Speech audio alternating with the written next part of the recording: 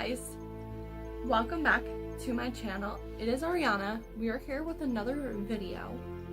So in today's video we got another scary story time. I was posting these on TikTok for a little while, but then I just decided to switch over to YouTube. But I'll get more into explaining that. Today I found a really scary story on Reddit that I related to. I have a lot of scary paranormal experiences, and this was just something that really like I really resonated with this writer. So the story is written on Reddit by Conan_Ed Ogawa8493. It was 2001 or 2002 when our family relocated to a housing colony provided by my father's office. It was a close-knit neighborhood built specifically for factory employees, meaning there were plenty of kids my age. Luckily for us, we had a massive 800 square yard park right near our homes. We used to meet there and trade local legends. One popular rumor was about the very ground we lived on. They said it was once a farming village, and the original home along with ancestral graves were forcefully cleared to build the factory in our homes.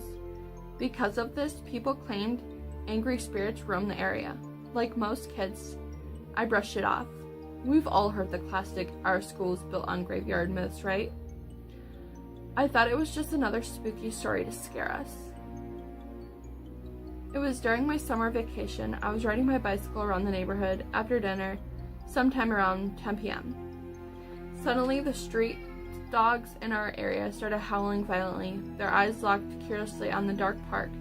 I rode over to check it out, but it looked completely empty. I'll probably do a story time here soon, but I have a story that is related to a park, to a childhood home I had. I had a couple different childhood homes, to be honest. But this one was probably one of the scary situations I've ever been in. But I will probably give my own personal scary story times in another video. But yeah, stuff like this, I would not ride my bike over to check out what it is.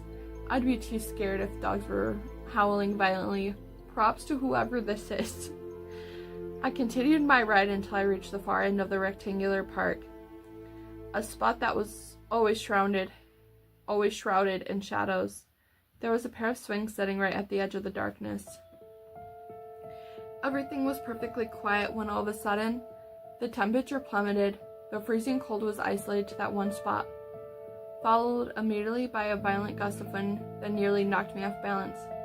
I stopped, rubbed my eyes, and prepared to pedal away.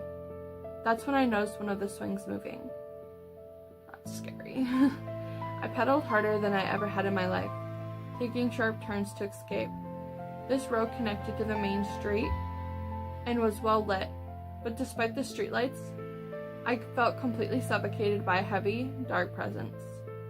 I pushed myself faster. When I finally hit the main road, the bright lights washed over me. I thought I had found the light. I thought I was free from the devil thing. I took a massive breath of relief as my house came into view. Then, without warning, my vision went completely back. I skidded, lost my balance, and violently crashed my bike on the pavement. That was my first encounter with her.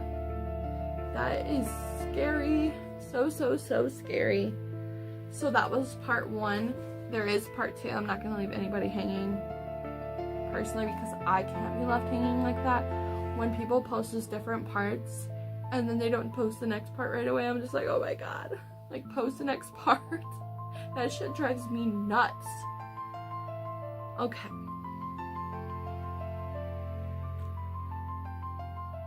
Here is part 2. The entity I faced in the park that night was the biggest nightmare of my life. At least I thought it was until the second incident. After the first experience, I gathered all the neighborhood kids to figure out exactly what had happened in our area before we moved. Through our fierce debates and digging, we uncovered a dark place of local history. A newlywed woman had died by suicide in one of the houses just 5 years before our families arrived. That's fucking scary.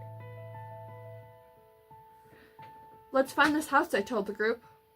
We located the flat where the woman had died, but just as we were about to step inside, my neighbor spotted us and shouted for us to leave. We had to abandon our mission and head home, which earned me a severe scolding from my parents. Luckily for me, my friends got it much worse from theirs.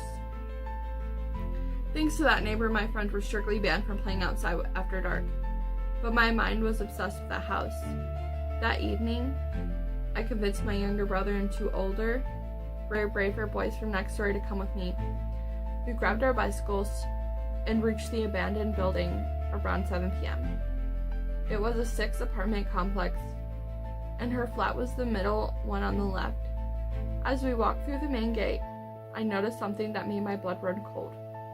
Just like I'd seen that morning, there was glazed glass windows next to the front door, and just like that morning, someone was standing behind the glass, looking out at us. That's scary. Can you imagine? But there was a terrifying difference. In the morning, the sunlight had cast a natural silhouette. Now the sun was completely down, the complex was deserted, and there were no lights on inside. It shouldn't have been possible to see a shadow in the pitch black. We decided to creep up slightly to the flat, peek through the peephole to see who or what was standing there. We reached her door. Looking through the peephole, I saw absolutely nothing. It was pitch dark and empty inside. The door itself was secured with a rusty lock that clearly hadn't been touched in years. Suddenly, a violent pounding erupted from the other side of the heavy door, as if someone inside was desperately trying to break out. That makes me think of like when ghosts are trapped, but the actions of this ghost, it's either the woman that committed suicide or it's a demon. We froze, scared to death. As we scrambled to back away, the door to the opposite flat suddenly swung wide open behind us, completely on its own. I don't think I've ever run so fast in my life. We bolted towards our bicycles in absolute panic.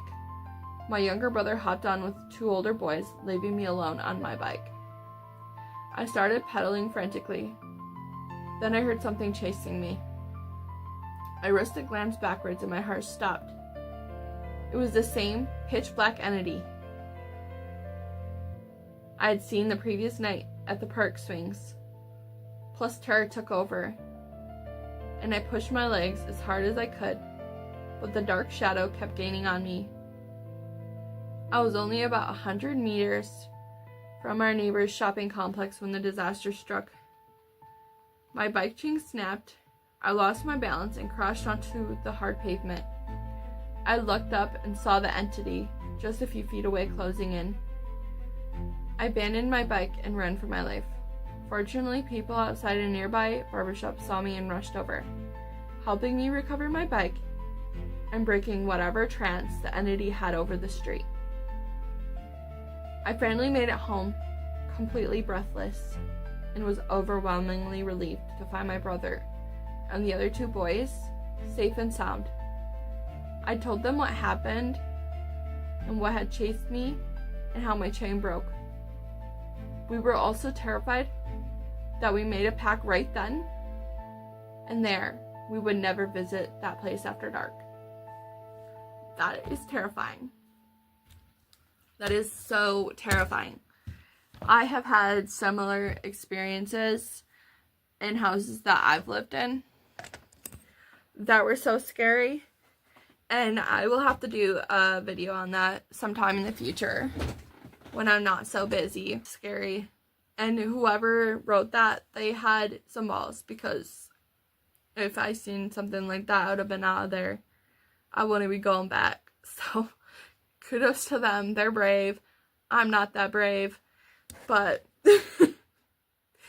but it's cool. I've never got to go and experience a haunted house, but I've lived in a couple haunted houses that I've experienced really creepy shit in. Especially the one I'm in now it's not as bad, but we have some things that happen here. And I think it's because my town where I live is a lot older. But yeah. Anyways, I just want to say thank you guys so much for watching this video. Make sure to like, comment, and subscribe. And if you want, I have an Etsy shop that I sell crocheted bookmarks and different things that I make. And I can put the link down below so you guys can check it out if you want. But this channel is gonna be for Reddit videos, but I'm also part of the book talk community. I'm growing my own little like library, so that's really cool. So I will be doing a lot more Reddits. That will be my main thing, but I will be doing a couple videos a month that have to do with book talk. Most of my book talks mostly on TikTok and mostly on Instagram. I'll leave my Instagram and my TikTok down below if you guys want to connect with me on those socials. I will leave my Etsy shop down below if you want to check anything out that I've made on there.